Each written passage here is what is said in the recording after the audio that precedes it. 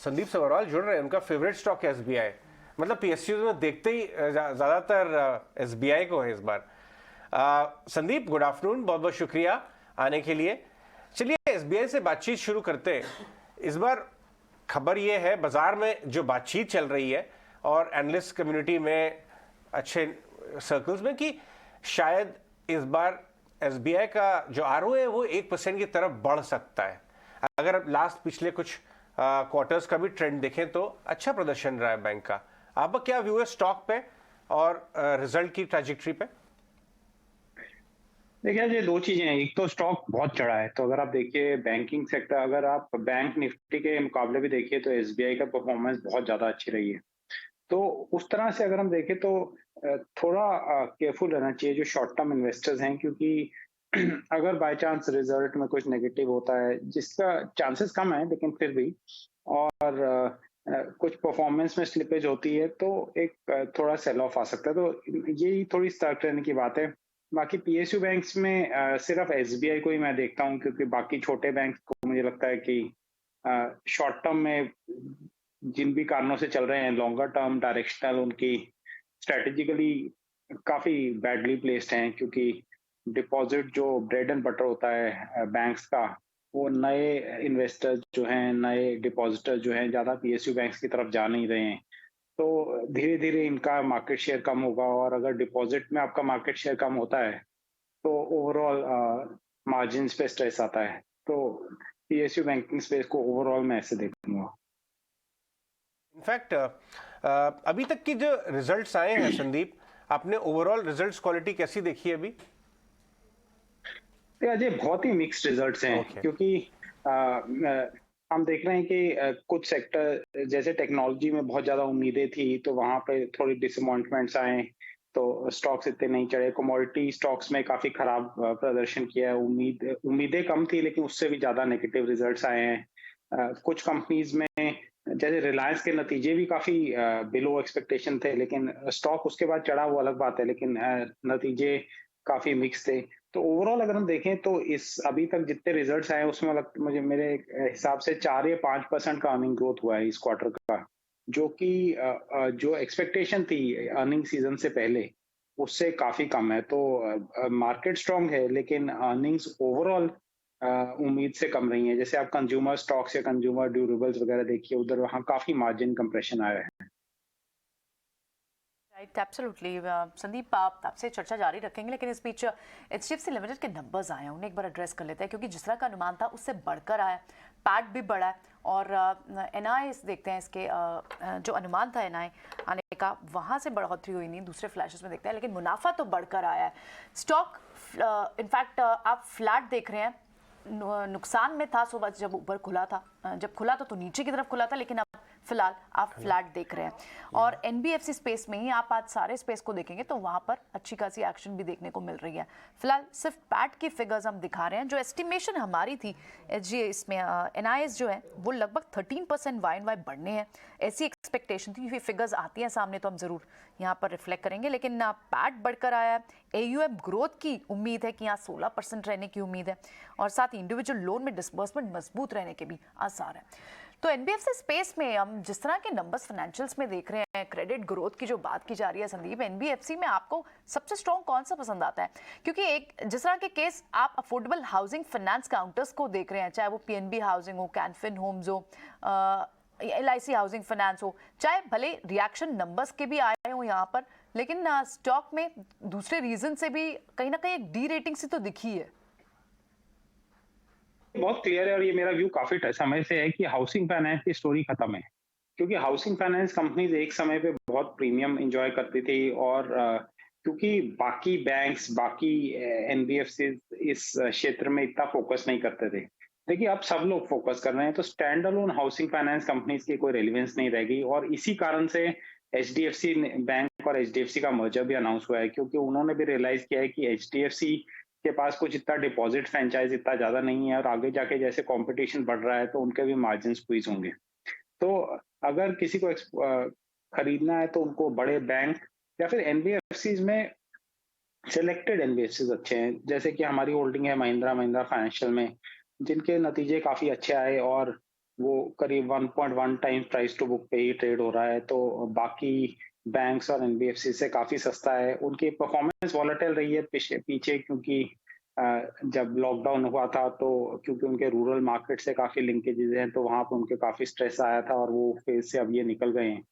तो M financial एक NBFC में एम फाइनेंशियल ही है जो हम इस समय होल्ड कर रहे हैं।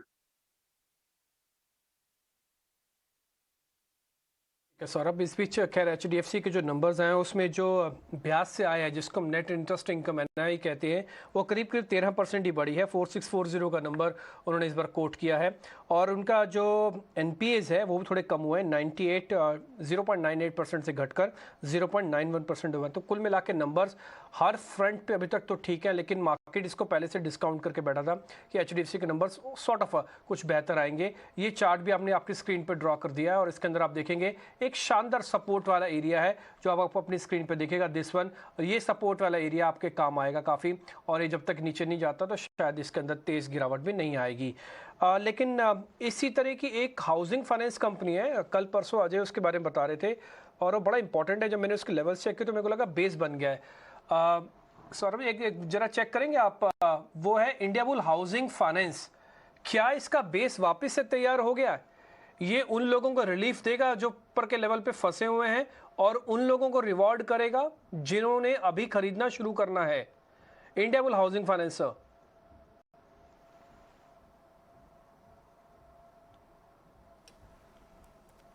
संदीप जी।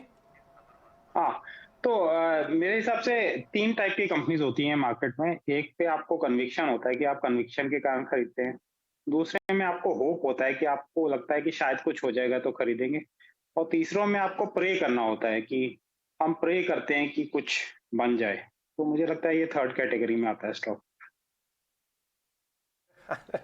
संदीप, आपकी कभी कभी स्टाइल जो है ना एकदम बाकियों से बहुत अलग है। मुझे याद है इंडियाबुल हाउसिंग जो है ये फॉरएवर ब्राइड्समेड वाली कैटेगरी का स्टॉक है, नेवर द ब्राइड। एक दिन एक बड़ा प्राइवेट इक्विटी समूह आएगा और इसको खरीद लेगा कंप्लीटली। न जाने कितने बड़े इन्वेस्टर, छोटे इन्वेस्टर अक्सर मुझसे बाजार में ये बात करते रहते हैं, एक दिन अपोलो आएगा, एक दिन कोई और आएगा। बट इस होप और प्रे वाली कैटेगरी से अगर बच के रहे तो बेटर है। इनफैक्ट एक्शन काफ़ी कुछ और एनबीएफसीज में काफ़ी एक्शन हो रहा है। हाउसिंग फाइनेंस की जो इधर कुछ आपका एप्टस हाउसिंग है, आपने इसके ऊपर नज़र डाली है? लो कॉस्ट हाउसिंग कैटेगरी, कई स्टॉक्स में अच्छा फंड एक्शन देखने को मिला, एप्टस या उसकी कैटेगरी वाली। वो आपने स्पेस देखी है क्या?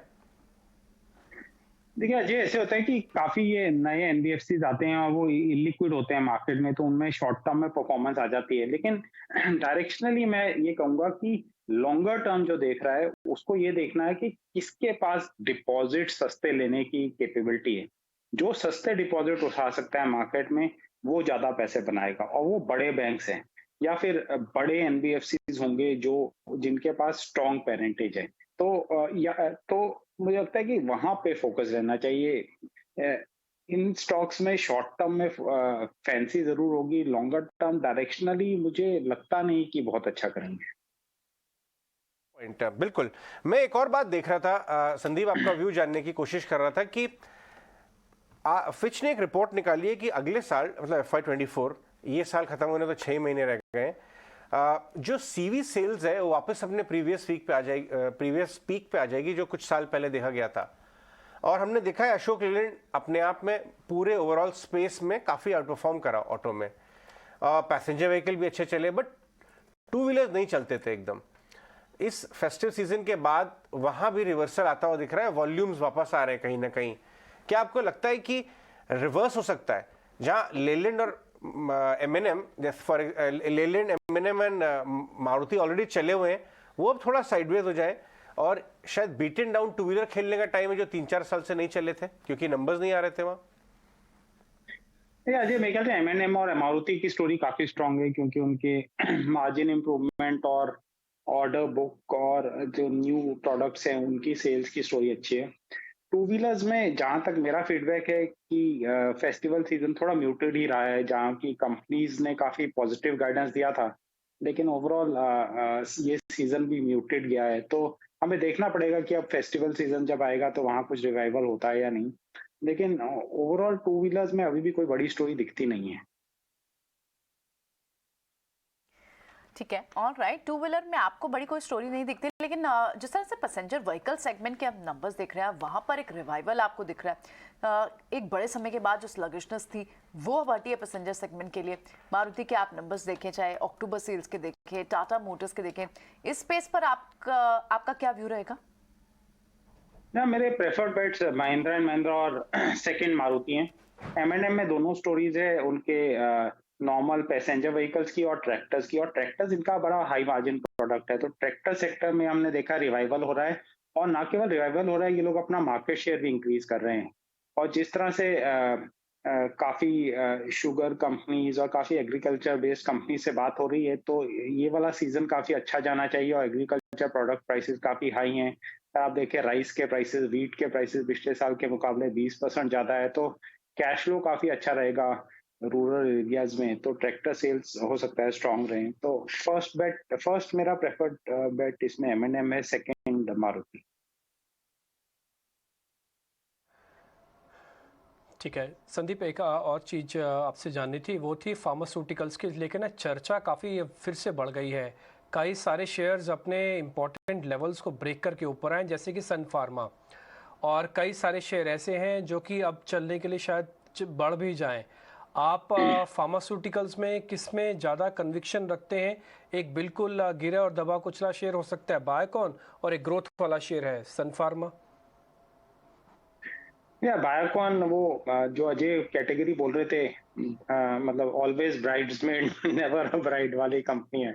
तो वो कभी परफॉर्म नहीं करता। वो हर बार स्टोरी आती है लेकिन कभी चलता नहीं है। तो मुझे लगता नहीं कि उसमें कुछ ऐसा स्टोरी पर से है। फार्मा में हम एक ही स्टॉक होल्ड कर रहे हैं, सन फार्मा, काफी समय से। वो कंपनी काफी अच्छा कर रही है, उसके स्पेशलिटी पोर्टफोलियो काफी अच्छा कर रहा है। उन्होंने काफी अच्छे स्ट्रेटेजिक डिसीजंस दिए हैं, तो अच्छा है।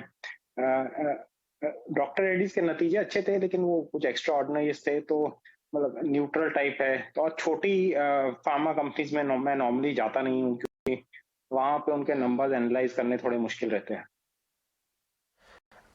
संदीप, स्ट्रेटेजिक इनिशिएटिव से याद आया कि हमारे पीरामल साहब ने भी कुछ स्ट्रेटेजिक इनिशिएटिव लिए हैं।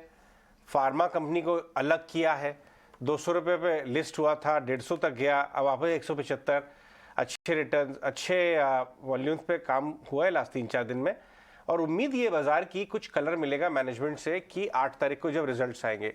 आज रिजल्ट की डेट एक्सचेंजेस पे आई, दोनों पिरामल एंटरप्राइजेस जिसमें फाइनेंशियल सर्विसेज बिजनेस रह गया है, और ये फार्मा वाला पिरामल फार्मा, दोनों एक्टिव है। आपने इन दोनों के स्टॉक्स पर नजर डाली है क्या? जी हाँ, मेरा व्यू ये था कि पिरामल जब वो कंसोलिडेटेड एंटिटी था, वो एक तरह से फंड मैनेजर की तरह काम कर रहा था कि अलग अलग बिजनेस और फाइनेंसिंग करके और वैल्यू बनाने की कोशिश कर रहे थे। तो उस वो मुझे एक्साइट नहीं करता था। अभी अलग हुआ है, तो पिरामल फार्मा में स्टडी नहीं किया है, लेकिन जो मेन एंटिटी है, जो पेरेंट कंपनी बच गई थी, उसमें मुझे लगता है कि हमें मॉनिटर करना पड़ेगा, क्योंकि उनकी काफी एग्रेसिव लेंडिंग प्रैक्टिसेस थे। तो उस पे एनपीएस का क्या असर हुआ है, और काफी मार्केट में ये कंसर्न रहे हैं, इसी कारण से वो स्टॉक काफी नीचे भी आया है। तो थोड़ा मॉनिटर करना पड़ेगा। अभी इमीडिएटली मुझे नहीं लगता कि कुछ स्टोरी बन सकती है। Okay, all right. लेकिन अदरवाइज वैसे आपको फार्मा स्पेस में क्या पसंद आता है? अभी फार्मा स्पेस की आप खैर बात भी कर रहे थे, लेकिन एक क्या ट्रेंड ये रिवर्स हुआ है कि जिस तरह से यूएस को जो एक्सपोर्ट करती थी जेनरिक ड्रग मेकर्स, वो अब वहाँ पर अब ट्रेड दिखने लगा है, वो अब चल भी रही हैं क्योंकि रिजल्ट्स नंबर्स भी अच्छे आ रहे हैं। क्या वहाँ इस स्पेस में आप इस स्पेस में क्या एनालिसिस आप शेयर करेंगे संदीप? जैसे मैंने कहा कि सन फार्मा ही स्टॉक है जो हम होल्ड कर रहे हैं, और दो परफॉर्मिंग स्टॉक्स इस क्षेत्र में रहे हैं, सन फार्मा और सिप्ला। तो सिप्ला में हमारा एक्सपोजर नहीं है, हालांकि सिप्ला ने भी काफी अच्छा किया है। तो मुझे लगता है कि यही दो कंपनीज अच्छा कर रही हैं। वैल्यूएशन अभी थोड़े बढ़े हैं, तो लेकिन कंपनीज अच्छा कर रही हैं, तो लॉन्गर टर्म में अच्छा करना चाहिए।